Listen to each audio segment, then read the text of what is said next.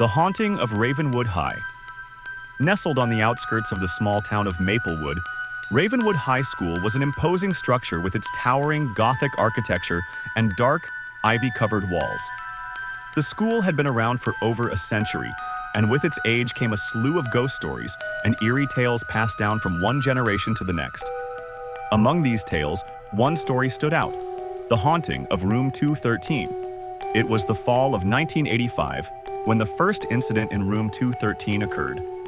Miss Annabelle Lee, a young and enthusiastic English teacher, had just joined the faculty. She was assigned Room 213, a dimly lit classroom at the far end of the second floor. The room had been vacant for some time, as previous teachers had requested transfers due to the strange occurrences reported by students. Annabelle, however, was not one to believe in ghosts. She saw these stories as nothing more than fabrications of overactive teenage imaginations. Her first few weeks at Ravenwood High were uneventful. She spent long hours decorating her classroom, determined to make it a welcoming environment for her students. Despite the room's cold and eerie atmosphere, Annabelle's warm personality seemed to bring a bit of life to the otherwise somber space. However, as October approached, things began to change. It started with small, seemingly innocuous events. Books would fall off shelves without any apparent reason, and the chalkboard erasers would be out of place each morning. Annabelle dismissed these incidents as pranks by her students, laughing them off. But then, she began to notice a distinct pattern. These occurrences only happened after sundown, as if the room came alive when the last rays of daylight faded away. One evening, as Annabelle was grading papers alone in Room 213, she heard a faint whisper. She paused, thinking it was just the wind or her imagination playing tricks on her. But the whisper grew louder, forming words that sent chills down her spine. "Help me," the voice pleaded.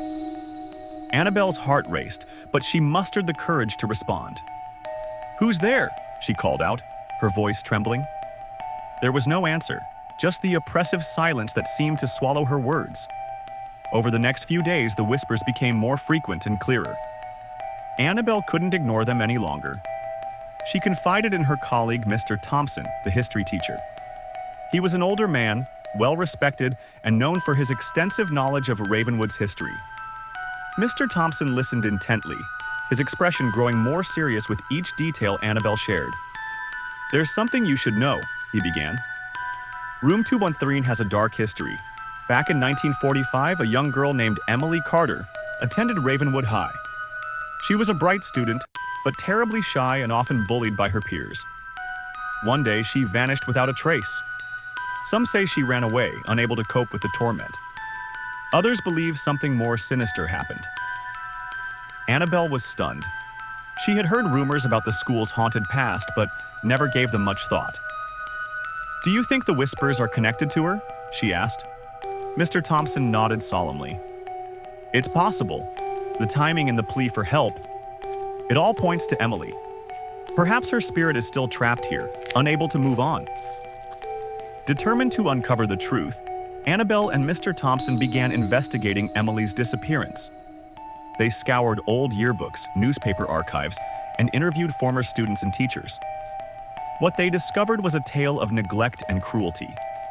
Emily had been relentlessly bullied, often seeking refuge in Room 213. The day she vanished, she was last seen entering that very room, but no one saw her leave. One night, armed with this knowledge, Annabelle decided to confront the spirit directly. She stayed late in Room 213, lighting a few candles to chase away the darkness. As the clock struck midnight, the room grew colder, and the whispers began again. "Help me," the voice echoed through the room.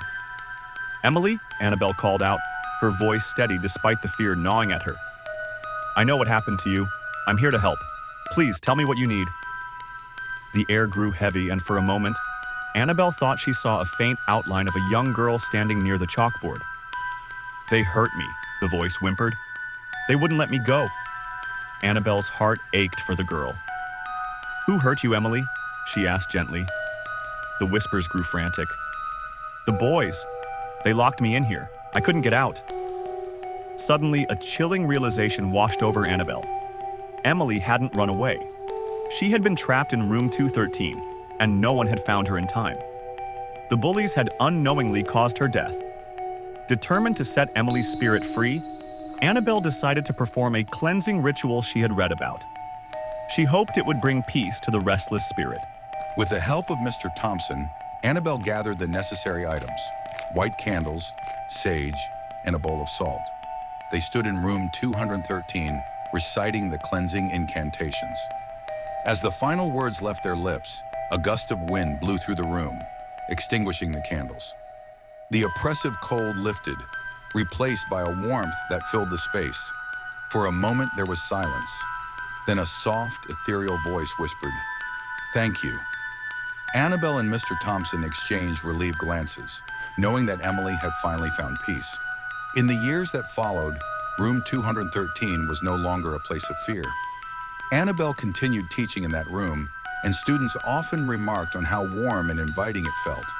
The strange occurrences ceased, and the whispers became a distant memory. Emily Carter's tragic story was never forgotten, but it served as a reminder of the importance of kindness and compassion. Ravenwood High remained a place of learning and growth, and though its halls still echoed with the memories of the past, the haunting of room 213 became a story of redemption and peace. The tale of Emily Carter was shared with new students, not to instill fear, but to teach them the value of empathy and the enduring power of a compassionate heart. And so, the haunting of Ravenwood High became a legend, a reminder that even in the darkest of places, light can prevail.